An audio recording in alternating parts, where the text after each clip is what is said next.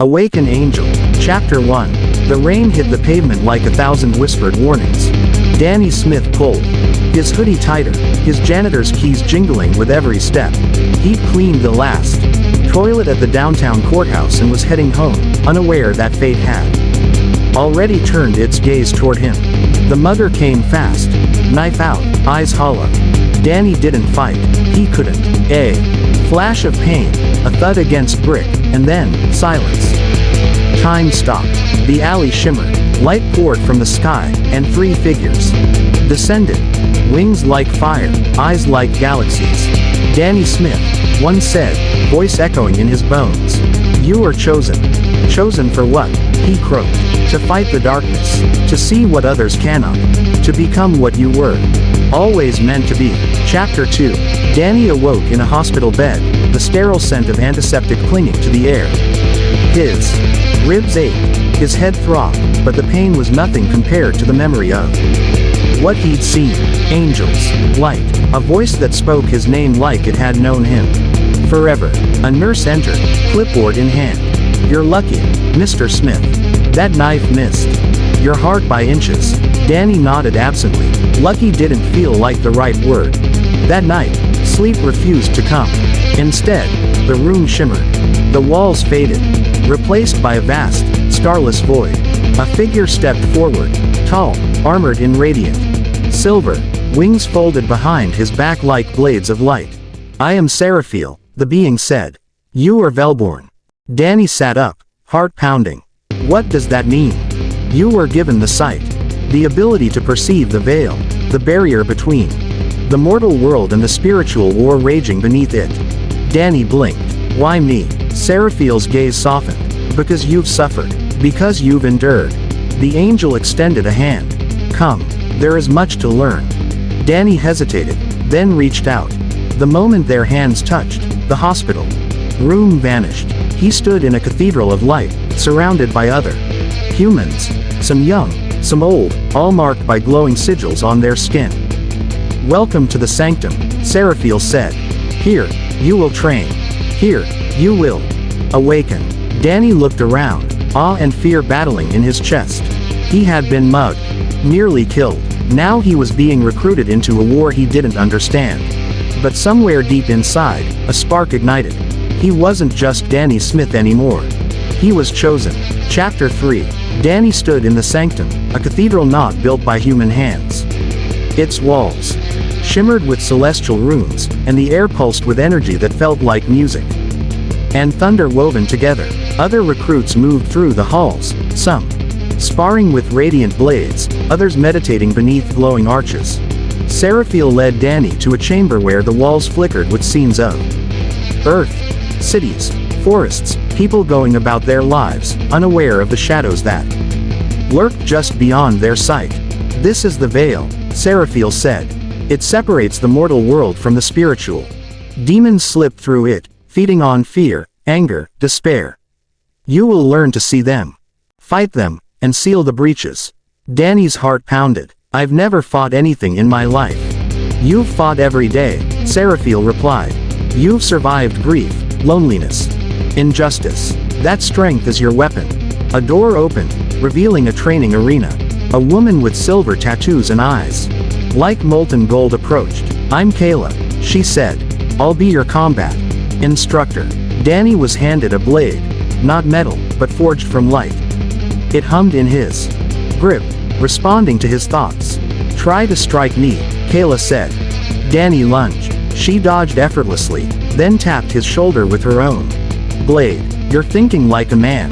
Think like a flame. Move with purpose, not fear. Hours passed. Danny stumbled, sweated, bled, but he learned. His blade grew brighter. His reflexes sharpened. He began to see flickers in the air, shadows that weren't cast by light. Later, Seraphiel showed him a map of the city. There's a breach forming near the old subway tunnels. A demon is stirring. Tomorrow, you'll go with Kayla and seal it. Danny stared at the map. The tunnels were near the alley where he'd been mugged. He clenched his fists. I'm ready. Seraphiel smiled. Then tomorrow, you begin your hunt. Chapter 4. The subway tunnels were colder than Danny remembered. The air hung heavy with mildew and something else. Something wrong. Kayla walked ahead, her blade glowing faintly, casting shadows that twisted unnaturally. "This place is thin," she whispered. "The veil is weak here. That's how they slip through." Danny gripped his own blade, now pulsing with a soft blue light. It felt alive in his hand, responding to his heartbeat, his fear. They reached a rusted maintenance door. Kayla placed her palm against it. A ripple of light spread across the metal, revealing a sigil, a demonic seal. "Behind this door," she said, "is a feeder demon. It thrives on hopelessness. It's been influencing the minds of the homeless who shelter here, driving them to despair." Danny swallowed hard. "How do we stop it?" Kayla looked at him. "You don't stop it. You fight it. You survive it." She kicked the door open. Inside, the air was thick with darkness. Not just the absence of light, something deeper. A presence. A shape began to form in the gloom, eyes like burning coal, limbs like smoke and bone. Danny froze. The demon hissed, its voice like knives scraping glass. "Velborn." Kayla lunged, her blade slicing through the air. The demon shrieked, recoiling. Danny followed, swinging wildly. His blade connected, and the creature screamed, a sound that echoed through dimensions. But the demon was fast. It struck Danny, sending him crashing into the wall. Pain exploded in his ribs. He gasped, struggling to rise. Kayla shouted, "Focus. Channel your light." Danny closed his eyes. He remembered the alley, the pain, the voice that called him chosen. He felt something stir inside, a warmth, a fire. He stood, blade blazing. The demon lunged again, but Danny met it head on. There. Blades clashed, light against shadow. With a final cry, Danny drove his weapon into the creature's core. The demon dissolved into ash and silence. Kayla approached, nodding. "You did well." Danny looked at the fading sigil on the wall. "Is it over?" "For now," she said. "But this was just a feeder. There are worse things out there. And they know your name now." Danny stared into the darkness beyond the tunnel. He was no longer just surviving. He was hunting. Chapter 5. The sanctum pulsed with quiet energy. Danny had returned from the subway hunt. Bruised but triumphant. Whispers followed him now, recruits nodding in respect. Instructors watching with new interest. But not all eyes were friendly. Marcus was one of the older recruits. Tall, confident, with a blade that shimmered like obsidian. He had taken Danny under his wing early on, offering tips and stories of past missions. But lately, something felt off. Danny found him in the archives, a chamber filled with glowing scrolls and celestial tones. Marcus was studying a map of veil fractures across the city. "You're moving fast," Marcus said without looking up. "Most recruits don't face a demon until their third month." Danny shrugged. "I didn't have a choice." Marcus turned, eyes sharp. "You never do. That's the trick." Danny frowned. "What do you mean?" Marcus stepped closer. "The angels tell us we're chosen. That we're special. But they don't tell us what we're sacrificing.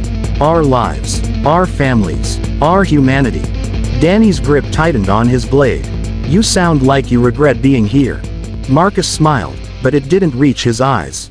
"Regret? No. I've simply chosen a different path." Suddenly, the room darkened.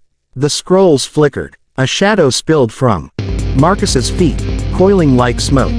Danny stepped back. "You're not." "I am," Marcus said. "I serve the other side now." They offered truth, power, freedom. Danny raised his blade. "You betrayed the sanctum." Marcus's own weapon appeared, black and jagged. "No, Danny, I escaped it." They clashed, light against shadow. Danny fought with desperation, Marcus with precision. The room trembled with each strike. Danny was faster now, stronger, but Marcus knew his moves. "You're predictable," Marcus hissed. "You fight like a soldier. I fight like a storm." Danny fainted, then struck low. His blade grazed Marcus's side, searing the darkness. Marcus roared and vanished into smoke. Seraphiel appeared moments later, wings flared. "He's gone. A fallen Velborn." Danny stared at the fading shadows. "He knew everything about us." Seraphiel nodded grimly. And now the demons do too.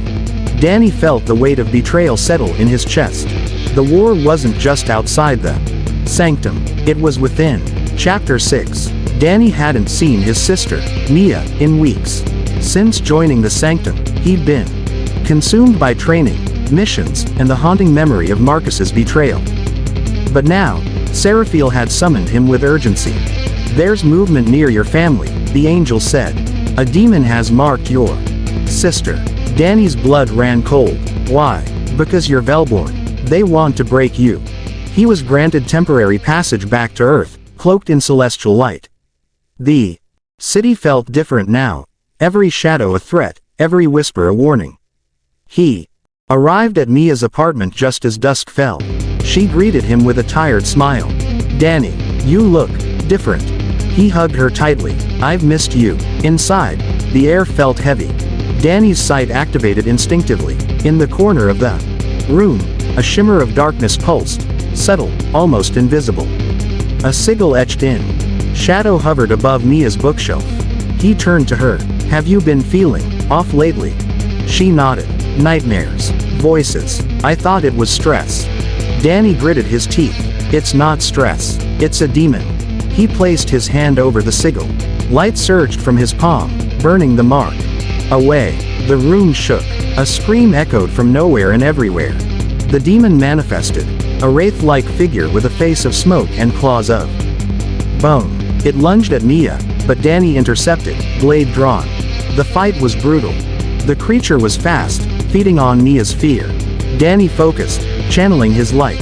He remembered Kayla's words. "Move with purpose, not fear." With a cry, he struck the demon's core. It exploded into ash, the darkness lifting. Mia collapsed into his arms, sobbing. "What was that?" Danny held her close. "Something I'll never let near you again." Seraphiel appeared in the doorway. "You've protected her, but now they know your weakness." Danny looked at his sister, then at the fading light outside. "They can come for me," he said. "But they'll never touch her again." Chapter 7. The sanctum's inner chamber was unlike any Danny had seen. Its walls were carved from celestial stone, etched with symbols that pulsed with ancient energy. Seraphiel led him through the hall, past statues of long-forgotten warriors and glowing orbs that whispered in languages older than time. At the center stood a pedestal. Upon it lay a scroll bound in silver thread. "This," Seraphiel said, "is the prophecy of the Velborn." Danny stepped closer. The scroll unraveled on its own, revealing words that shimmered and shifted, as if alive. "When the shadow rises and the veil thins, one marked by pain shall wield the light. Betrayed by kin, yet guarded by blood, he shall stand where angels fall." Danny's breath caught. "That's me." Seraphiel nodded solemnly. "The prophecy speaks of a war unlike any before. The veil will tear. Demons will flood the earth. Only one born of suffering, chosen by light, can lead the charge." Danny's mind raced. The mugging, Marcus's betrayal, Mia's possession. It had all been leading here. "But I'm just a janitor," he whispered. "No," Seraphiel said. "You are the fulcrum, the balance between heaven and earth." Suddenly, the chamber darkened. A tremor shook the floor. The scroll flared with light, revealing a final line. "And when the final gate opens, he must choose, ascend, or remain." Danny turned to Seraphiel. "What gate?" "The Gate of Thorns," the angel replied. "A portal sealed since the First War. It leads to the heart of the demonic realm. And it's beginning to stir." Danny clenched his fists. "Then we need to close it." Seraphiel placed a hand on his shoulder. "Not close it, enter it." Danny stared at the glowing scroll, the weight of destiny pressing down. He wasn't just chosen. He was the key. Chapter 8. The Gate of Thorns stood at the edge of the sanctum, hidden beneath layers of celestial wards and ancient runes. It pulsed with a dark energy, like a wound in reality itself. Twisted vines of obsidian wrapped around its frame, thorns blending with demonic venom. Danny stood before it, flanked by Kayla and Seraphiel. Behind them, a small group of Velborn warriors, each marked by light, each ready to die. "This is it," Kayla said. "Once we cross, there's no turning back." Seraphiel raised his blade. The gate leads to the Hollow Dominion, the heart of the demonic realm. You must find the core and seal it. If you fail, the veil collapses. Earth falls. Danny stepped forward. Then we don't fail. The gate groaned open, revealing a swirling vortex of shadow and flame. One by one, the warriors entered. Danny was last. As he crossed the threshold, he felt reality bend. The sanctum vanished. The Hollow Dominion swallowed him whole. Inside, the sky was a churning mass of black fire. The ground cracked beneath their feet. Bleeding smoke. Demons circled above. Winged horrors with eyes like dying stars. Danny led the charge. His blade sang with light, cutting through the darkness. Kayla fought beside him, her movements a blur of fury and grace. The Velborn pushed forward, deeper into the Dominion. At the center stood the core, a pulsating orb of pure shadow, guarded by a monstrous figure. The archdemon Varric, once an angel, now twisted by hatred. "You are the prophecy," Varric hissed. "But you are not enough." Danny stepped forward. "We'll see." The battle was apocalyptic. Light clashed with shadow. Warriors fell. Kayla was wounded. Seraphiel held the line. Danny reached the core, blade raised. Varric struck, but Danny absorbed the blow, channeling every ounce of pain, loss, and hope into his weapon. With a cry that echoed across realms, he drove the blade into the core. Light exploded. The Dominion trembled. The gate began to collapse. Danny turned to Seraphiel. "Go. Take them back." Seraphiel hesitated. "You'll be trapped." Danny nodded. "I choose to remain." The angel's eyes glowed with sorrow and pride. "Then you ascend." As the gate sealed, Danny stood alone in the fading Dominion, his body dissolving into light. He was no longer just Velborn. He was legend. The end.